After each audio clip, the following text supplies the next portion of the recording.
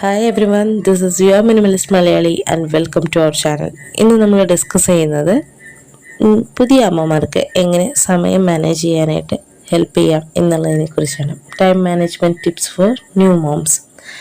നമ്മൾക്ക് ഒന്നാമതായിട്ട് നമ്മൾ ആദ്യം മനസ്സിലാക്കേണ്ട ഒരു കാര്യം എന്താണെന്ന് വെച്ച് കഴിഞ്ഞാൽ, പുതിയ അമ്മമാരായിട്ട് വരുന്നത്, അതായത് നമ്മൾ ഡെലിവറിക്ക് ശേഷം കുറച്ച് നാളത്തേക്ക് നമുക്ക് ഒന്നിനും സമയം തികയില്ല എന്നുള്ളത്. 24 hours പലപ്പോഴും നമുക്ക് മതിയാവാതെ വരുന്ന സാഹചര്യങ്ങൾ ഉണ്ടാവാം എന്നുള്ളത് ആദ്യമേ തന്നെ മനസ്സിലാക്കുക.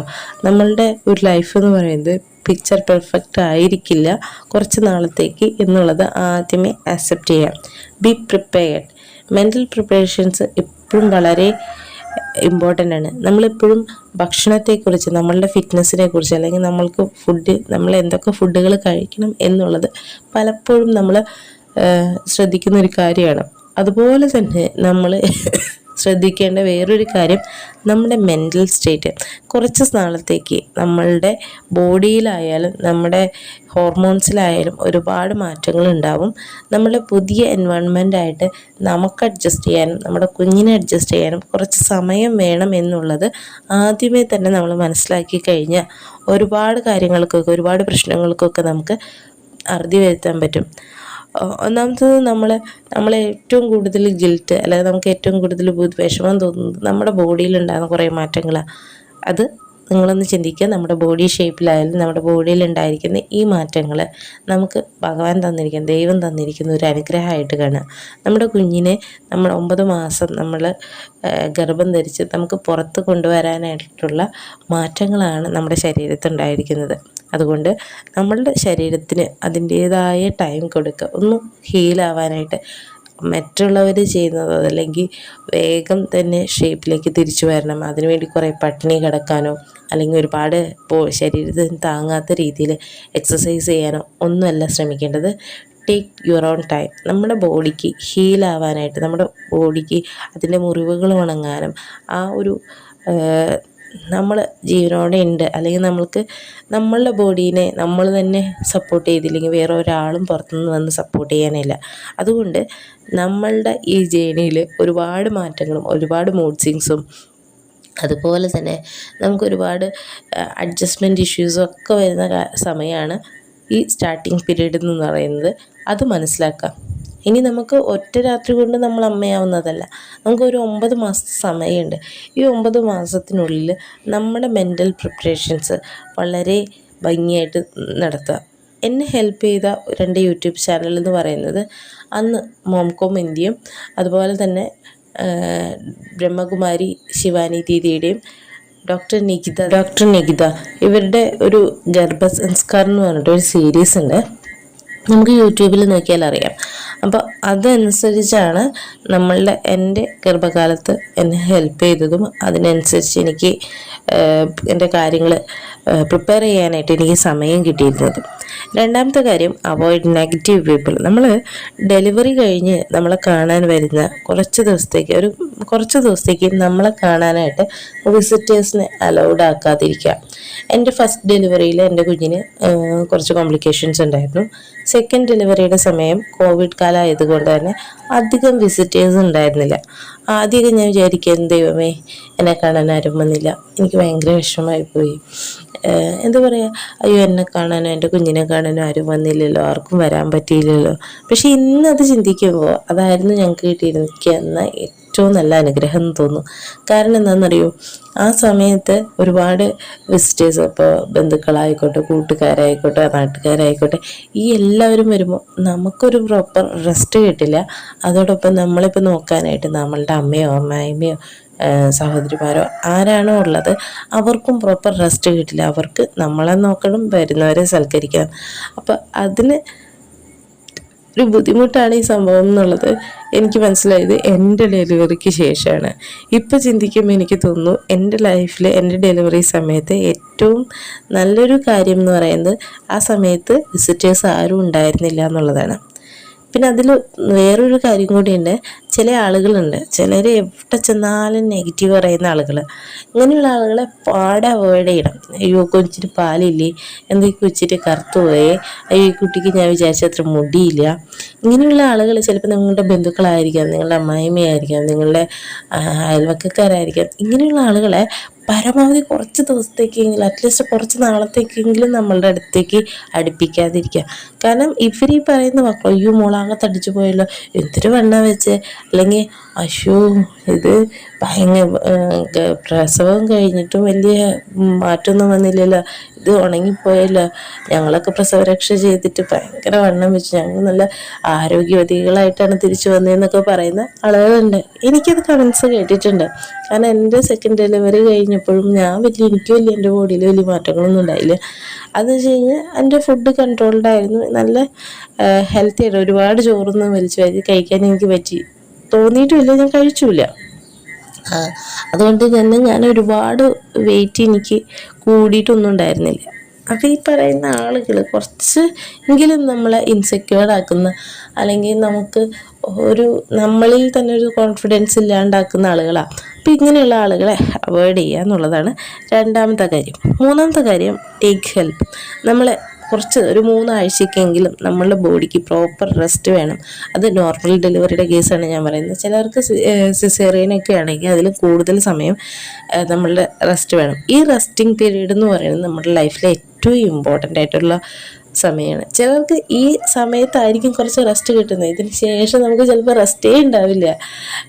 ചിലർക്ക് നമുക്ക് നല്ല രീതിയിൽ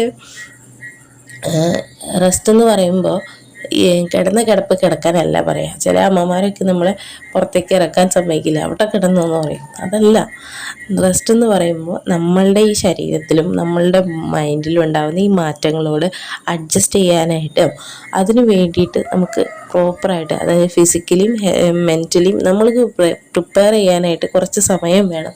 അല്ലെങ്കിൽ നമ്മളുടെ ഈ ശരീരത്തിലുണ്ടായിരിക്കുന്ന മുറിവുകളും ശരീരത്തിലുണ്ടായിരുന്ന മാറ്റങ്ങളും ഈ പാല് കൊടുക്കുമ്പോൾ ഉണ്ടാകുന്ന ശരീരവേദന, എല്ലാ അസ്വസ്ഥതകളോടും ഒരു റെസ്റ്റ്, വേറെ ഒന്നും ചിന്തിക്കാനോ ചെയ്യാനോ ഇല്ലാതെ നമുക്കൊരു റെസ്റ്റ് എടുക്കാനോ കിട്ടുകയാണെങ്കിൽ മാത്രമാണ് നമുക്കൊരു സുഖം ഉണ്ടാവുള്ളൂ. അപ്പം ഇനി നമ്മളെ ഹെൽപ്പ് ചെയ്യാൻ ആരും ഇല്ല എങ്കിൽ നമ്മൾ അറ്റ്ലീസ്റ്റ് ചെയ്ത് വെക്കേണ്ട ഒരു കാര്യം എന്താണെന്ന് വെച്ച് കഴിഞ്ഞാൽ, ഈ വരുന്ന ദിവസങ്ങളിലേക്കൊക്കെ ഒരു ചെറിയ മീൽ പ്ലാൻ നേരത്തെ തന്നെ പ്രിപ്പയർ ചെയ്ത് വയ്ക്കുക. അതായത് ഈ സാധനങ്ങളൊക്കെ ഉണ്ടാക്കി ഫ്രിഡ്ജിൽ ഫ്രീസ് ചെയ്ത് വെക്കുക എന്നല്ല, അതൊട്ടും ഹെൽത്തി അല്ല. അതിനെക്കുറിച്ചല്ല ഞാൻ പറയുന്നത്. നമ്മൾ ചെയ്യേണ്ട കാര്യം എന്താണെന്ന് വെച്ച് കഴിഞ്ഞാൽ, നമ്മളുടെ വരുന്ന ദിവസങ്ങളിൽ നമ്മൾ കൊണ്ട് ഒരുപാട് പണിയെടുക്കാനോ അല്ലെങ്കിൽ അടുക്കളയിൽ കയറി ഒരുപാട് ഫുഡ് ഉണ്ടാക്കാനോ ഒന്നും പറ്റില്ല. പുറത്തുനിന്ന് വാങ്ങിക്കാൻ പറ്റുകയാണെങ്കിൽ അത് അത്രയും നല്ല ഓപ്ഷനായിട്ടൊന്നും പറയില്ല. നമുക്ക് ആരെങ്കിലും നല്ലത് പ്രിപ്പയർ ചെയ്ത് തരാനുണ്ടെങ്കിൽ അത് ഓക്കെ. അതർവൈസ് വേറെ ആരും ഇല്ലെങ്കിൽ നമുക്ക് ചെയ്യാൻ പറ്റുന്ന ഏറ്റവും ബെസ്റ്റ് ഓപ്ഷൻ എന്ന് പറയുന്നത് വേറൊന്നുമല്ല, മീൽ പ്ലാൻ തന്നെയാണ്. എൻ്റെ കാര്യത്തിൽ പറയുകയാണെങ്കിൽ മിക്കവാറും പ്രഗ്നൻസി പീരീഡ് സമയത്തായാലും ഡെലിവറി കഴിഞ്ഞ സമയത്തായാലും ഇഡ്ഡലിയും ചട്നി അല്ലെങ്കിൽ ഇഡ്ഡലി സാമ്പാറായിരുന്നു എൻ്റെ ബ്രേക്ക്ഫാസ്റ്റ് എന്ന് പറയുന്നത്. ചിലപ്പോൾ ഛർദിയാണെങ്കിൽ, പ്രഗ്നൻസി ടൈമിൽ ഛർദിയാണെങ്കിൽ അതേ ഇഡ്ഡലി തന്നെയായിരിക്കും ഉച്ചയ്ക്കും കഴിക്കുക. അതല്ലെങ്കിൽ സ്നാക്സ് ആയിട്ട് കഴിക്കുന്നത് എപ്പോഴും ഈന്തപ്പഴം, അതല്ലെങ്കിൽ നേന്ത്രപ്പഴം, ഫ്രൂട്ട്സ്, വെജിറ്റബിൾസ്, കുക്കുംബർ, ക്യാരറ്റ്, ഇതൊക്കെയാണ് സ്നാക്സ് ആയിട്ട് എടുത്തിരുന്നത്. ഇനി രാത്രിയിൽ മിക്കവാറും ദിവസം കഞ്ഞിയും പയറോ അല്ലെങ്കിൽ കഞ്ഞിയും ചെറുപയറോ അല്ലെങ്കിൽ കഞ്ഞിയും ചമ്മന്തിയോ അതല്ലെങ്കിൽ അച്ചാർ എന്തെങ്കിലുമൊക്കെ അങ്ങനെ, പിന്നെ പയർ തോരൻ, ഇലക്കറികൾ, മുരിങ്ങയില, ചീരയില, മത്തൻ്റെ ഇല, പയറിൻ്റെ ഇല, ഇതൊക്കെ കിട്ടുമ്പോൾ ഇലക്കറികൾ നന്നായിട്ട് ഫുഡിൽ ഉൾപ്പെടുത്തി, പിന്നെ ചാറുകറികൾ വെക്കുകയാണെങ്കിൽ, മോരുകറി വെക്കുകയാണെങ്കിൽ അത് 2 ദിവസത്തേക്കുള്ള ഇതായിട്ടുണ്ടാക്കും. മോരുകറി ഒന്നും ഇരുന്നാൽ ചീത്തയാവില്ല. അതുപോലെ തന്നെ മീനായാലും ചിക്കനായാലും ഒക്കെ കംപ്ലീറ്റ് ക്ലീൻ ചെയ്ത് കട്ട് ചെയ്ത് വാങ്ങിക്കുള്ളൂ. വീട്ടിൽ ക്ലീൻ ചെയ്യാനോ കട്ട് ചെയ്യാനോ ഒന്നും നേരെ ഇല്ലാത്തത് കൊണ്ട് നമ്മൾ ഹസ്ബൻഡ് പുറത്തുനിന്ന് വാങ്ങിക്കുമ്പോൾ തന്നെ നമ്മളിതെല്ലാം ക്ലീൻ ചെയ്ത് കട്ട് ചെയ്ത് വാങ്ങിക്കും. അപ്പം ഇങ്ങനെയൊക്കെ ചെറിയ ചെറിയ കാര്യങ്ങൾ ചെയ്യുമ്പോൾ നമുക്ക് നല്ല രീതിയിൽ നമ്മളുടെ സമയം നമുക്ക് വേണ്ടി മാത്രം മാറ്റി വയ്ക്കാൻ, അടുക്കളയിലായിരിക്കും കൂടുതൽ, നമുക്ക് ഫുഡ് പ്രിപ്പയർ ചെയ്യുമ്പോഴായിരിക്കും കുറേ സമയം പോകുന്നത്. അപ്പം നമുക്ക് അത് നമ്മളെ നല്ല രീതിയിൽ ഹെൽപ്പ് ചെയ്യുന്ന ഒരു കാര്യമാണ്. പിന്നെ നാലാമതായിട്ട് നമുക്ക് ചെയ്യാൻ പറ്റുന്നത് ഏറ്റവും ഇമ്പോർട്ടൻ്റ് ആയിട്ടുള്ള ഒരു കാര്യം എന്ന് വെച്ച് കഴിഞ്ഞാൽ ടേക്ക് യുവർ സപ്ലിമെൻറ്റ്സ്. നമ്മളുടെ ഡെലിവറി സമയത്ത് നമുക്ക് ഒരുപാട് അയൺ അല്ലെങ്കിൽ കാൽസ്യത്തിൻ്റെയൊക്കെ ഡെഫിഷ്യൻസി ഡെലിവറിക്ക് ശേഷം നമുക്കൊരു പീരീഡ് കഴിഞ്ഞ് കഴിഞ്ഞാൽ നമ്മുടെ ബോഡിയിൽ കാണിക്കാൻ തുടങ്ങും.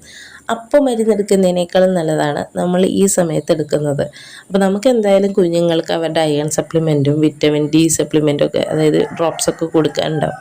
ഗുളിക കഴിഞ്ഞ് അവർക്ക് ആ ഡ്രോപ്സ് കൊടുക്കുന്നതിനോടൊപ്പം തന്നെ അവരുടെ മരുന്ന് ചിപ്പിൻ്റെ അടുത്ത് തന്നെ നമ്മളുടെ സപ്ലിമെൻറ്റ്സിൻ്റെയും ചിപ്പ് വയ്ക്കുക.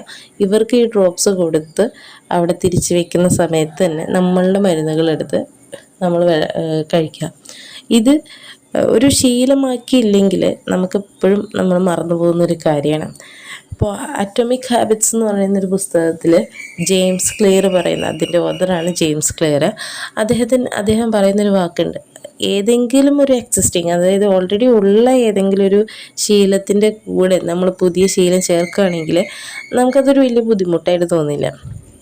എന്നെ ഏറ്റവും കൂടുതൽ ഇൻസ്പയർ ചെയ്തിട്ടുള്ള, ഏറ്റവും കൂടുതൽ എഫക്റ്റീവായിട്ട് എനിക്ക് കാര്യങ്ങൾ ചെയ്യാൻ ഞാൻ പഠിച്ചത് ആ പുസ്തകത്തിൽ നിന്നാണ്. അപ്പോൾ ഞാൻ എന്ത് പുതിയ ശീലം എനിക്ക് ഉണ്ടാക്കണമെങ്കിലും, പുതിയൊരു ശീലം എനിക്ക് ഡെവലപ്പ് ചെയ്തെടുക്കണമെന്നെങ്കിലും ഓൾറെഡി ഉള്ളൊരു ശീലത്തിൻ്റെ കൂടെ ഞാൻ ചേർക്കും. ഇത് തന്നെയാണ് ഞാനിവിടെ ചെയ്തിരിക്കുന്നത്. അത് ത്രൂ ഔട്ട് മൈ പ്രഗ്നൻസി ഞാൻ അങ്ങനെ തന്നെയാണ് ചെയ്തിരിക്കുന്നത്. അപ്പോൾ നമ്മൾ നമ്മുടെ സപ്ലിമെൻറ്റ്സ് നേരത്തിന് എടുക്കുക. അതൊരിക്കലും മറന്നു പോകരുത്. ഏറ്റവും ഇമ്പോർട്ടൻ്റ് ആണ് നിങ്ങളുടെ സപ്ലിമെൻറ്റ്സ് എന്ന് പറയുന്നത്. ഇനി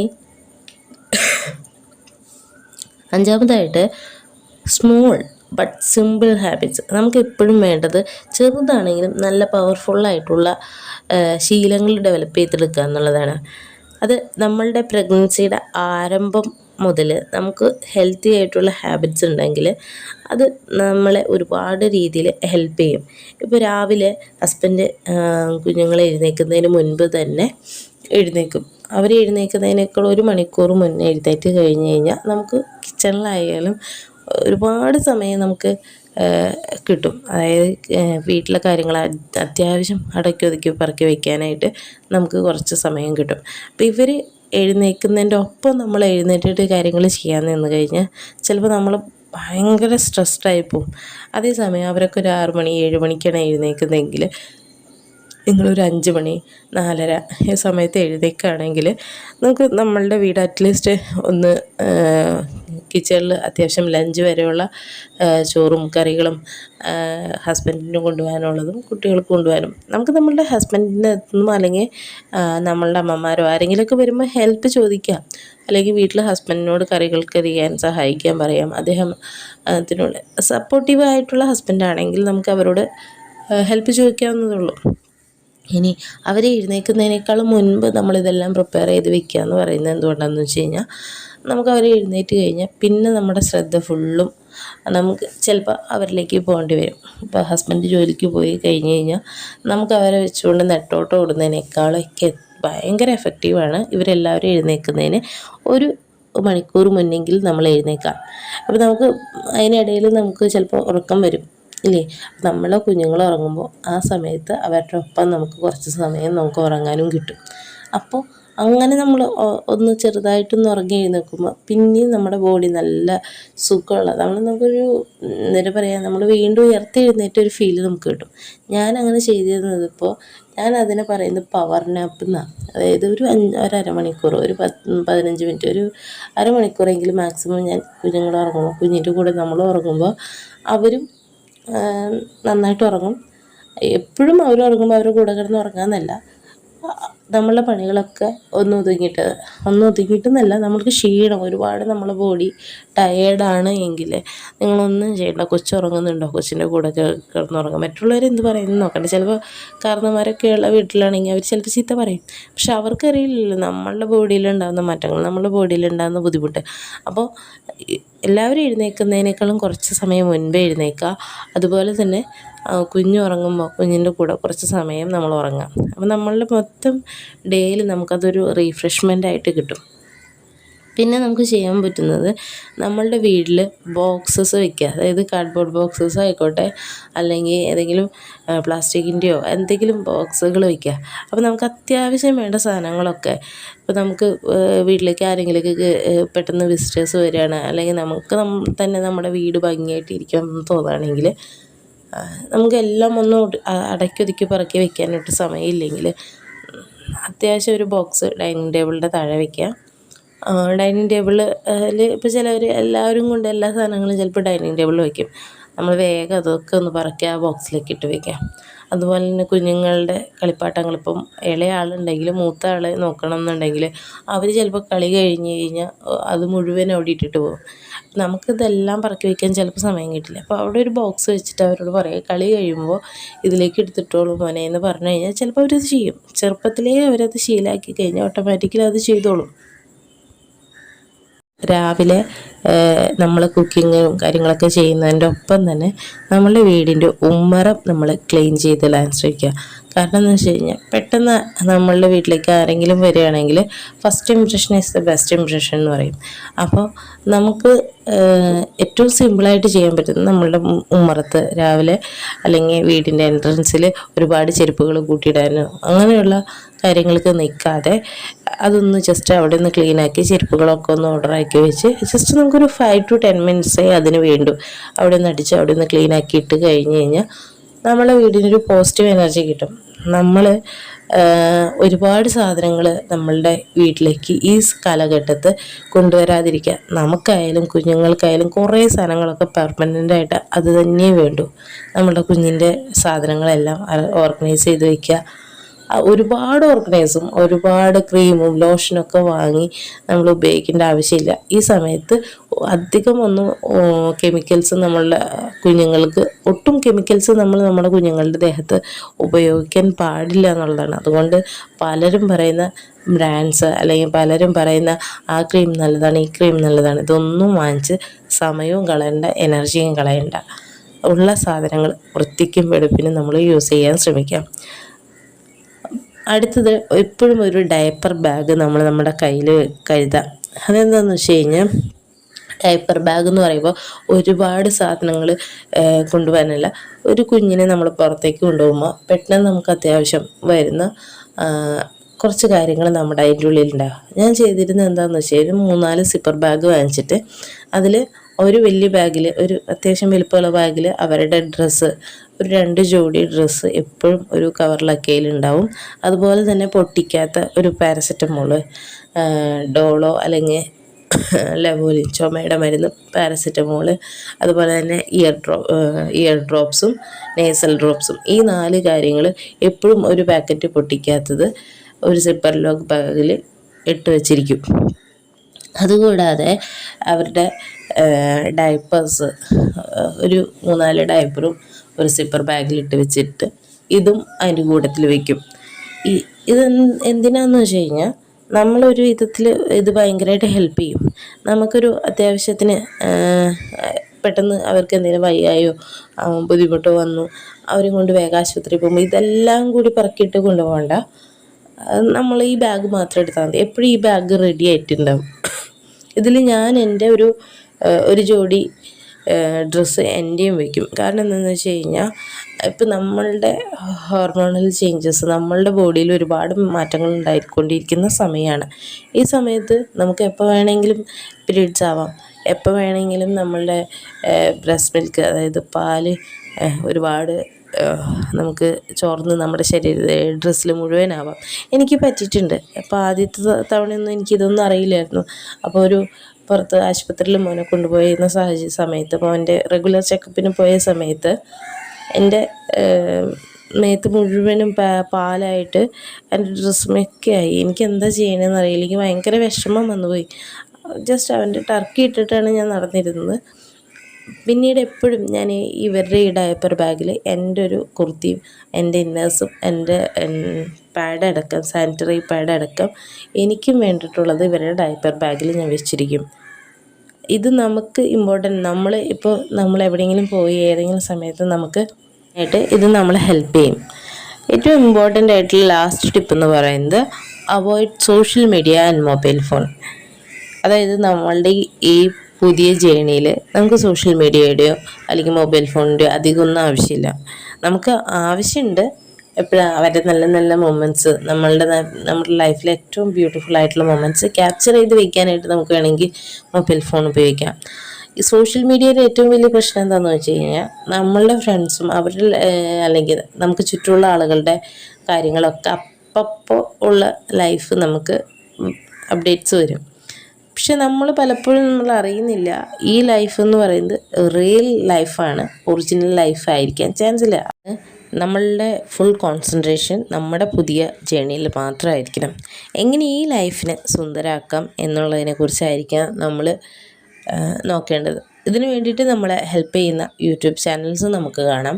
അല്ലെങ്കിൽ നമുക്ക് കമ്മ്യൂണിക്കേറ്റ് ചെയ്യാനായിട്ട് നമുക്ക് നല്ല നല്ല ഐഡിയാസോ അല്ലെങ്കിൽ നല്ല നല്ല സജഷൻസോ അല്ലെങ്കിൽ നമ്മൾക്ക് ഈ ജേണിയിൽ നമ്മളെ ഹെൽപ്പ് ചെയ്യുന്ന നല്ല കൂട്ടുകാരുണ്ടാവാം. ഇങ്ങനെയുള്ളവരൊക്കെ നമുക്ക് കൂടെ കൂട്ടാം. അല്ലാത്തവരെ ഞാൻ എൻ്റെ യൂട്യൂബ് ചാനൽസ് എന്ന് പറയുന്നത് മോംകോം ഇന്ത്യ എന്ന് പറയുന്നതും പിന്നെ ഡോക്ടർ നിക്കിത ആൻഡ് ബ്രഹ്മകുമാരി ശിവാനി ദീദിയുടെ ഗർഭസംസ്കാർ എന്ന് പറയുന്ന വീഡിയോസാണ്. അതിൻ്റെ ഒപ്പം എനിക്കിഷ്ടപ്പെട്ട പാട്ടുകളുടെ, അത് ഹിന്ദി ആയിക്കോട്ടെ, മലയാളം ആയിക്കോട്ടെ, തമിഴായിക്കോട്ടെ, തെലുങ്ക് ആയിക്കോട്ടെ, എനിക്കിഷ്ടപ്പെട്ട പാട്ടുകളുടെ ഒരു പ്ലേലിസ്റ്റ് ഞാൻ ക്രിയേറ്റ് ചെയ്തു. അപ്പോൾ എനിക്ക് ടെൻഷൻ വരുമ്പോൾ അത് അല്ലെങ്കിൽ എനിക്കൊരു 5 മിനിറ്റ്സോ 10 മിനിറ്റ്സോ എനിക്ക് ഫ്രീ ആയിട്ട് കിട്ടുമ്പോൾ ഞാൻ ആ പാട്ടുകൾ കേൾക്കും. ഞാൻ കേൾക്കുന്നതോടൊപ്പം തന്നെ എൻ്റെ കുഞ്ഞിനെയും ഞാൻ കേൾപ്പിച്ചിരുന്നു. അപ്പോൾ അവരെയും നമ്മുടെ ജീവിതത്തിൽ നമ്മളെയും ലൈഫിൽ ഇൻക്ലൂഡ് ചെയ്യുക. അല്ലാണ്ട് നമ്മളൊറ്റയ്ക്ക് ഒരാൾ പോകുന്നതല്ല ഈ ജേണി എന്ന് പറയുന്നത്. നമ്മുടെ ഫാമിലി മെമ്പേഴ്സും നമ്മുടെ കുട്ടികളും എല്ലാവരും ഉൾപ്പെട്ടതായിരിക്കണം നമ്മുടെ ജേണി എന്ന് പറയുന്നത്. അപ്പോൾ പാട്ട് അല്ലെങ്കിൽ മ്യൂസിക് എന്ന് പറയുന്നത് അതൊരു തെറപ്പി ആയിട്ടാണ് എനിക്ക് പലപ്പോഴും തോന്നിയിട്ടുള്ളത്. ലാസ്റ്റ് ആൻഡ് ഫൈനൽ ടിപ്പ് എന്ന് പറയുന്നത് ബി ഗ്രേറ്റ്ഫുൾ. എത്രയോ പേര് കൊതിക്കുന്ന ഒരു സമയമാണ്, ഒരു നിമിഷങ്ങളാണ് നമ്മൾ ജീവിക്കുന്നതെന്ന് നമ്മൾ മനസ്സിലാക്കുക. നമ്മളെ സ്നേഹിക്കാനും നമുക്ക് സ്നേഹിക്കാനും ദൈവം തന്ന നിധിയെ, നമ്മുടെ കുഞ്ഞിനെ, നമ്മുടെ ഫാമിലിയെ ഓരോ നിമിഷവും നന്ദിയോടെ മാത്രം ഓർക്കാൻ ശ്രമിക്കാം. ഞാൻ പലപ്പോഴും ഗ്രാറ്റിറ്റ്യൂഡ് ജേർണൽ എഴുതാറുണ്ട്. ജേർണൽ എഴുതാൻ എനിക്ക് സമയം കിട്ടിയിട്ടില്ലെങ്കിൽ എനിക്ക് ഓരോ മിനിറ്റിലും എൻ്റെ കുടുംബത്തിൽ സന്തോഷകരമായിട്ടും എന്ത് മൊമെൻറ്റ്സ് ഉണ്ടായാലും ഞാനും എൻ്റെ ഹസ്ബൻഡും എപ്പോഴും ഞങ്ങൾ ദൈവത്തിനോട് നന്ദി പറയും. കാരണം എന്താണെന്നറിയോ, നമുക്ക് ഇങ്ങനെ നന്ദി പറയുമ്പോൾ നമുക്ക് ദൈവം തരുന്നതിനെ കൂടുതൽ എൻജോയ് ചെയ്യാനായിട്ട് സാധിക്കുന്ന ഒരു സിറ്റുവേഷനും ഞങ്ങൾ കണ്ടിട്ടുണ്ട്. നിങ്ങൾക്ക് ഈ വീഡിയോ ഇഷ്ടപ്പെട്ടിട്ടുണ്ടെങ്കിൽ ലൈക്ക് ചെയ്യാനും ഷെയർ ചെയ്യാനും സബ്സ്ക്രൈബ് ചെയ്യാനും മറക്കരുത്. അടുത്ത വീഡിയോ ആയിട്ട് നാളെ വൈകിട്ട് 5 മണിക്ക് നമുക്ക് കണ്ടുമുട്ടാം. Thank you for watching. Please your valuable comments below. Thank you.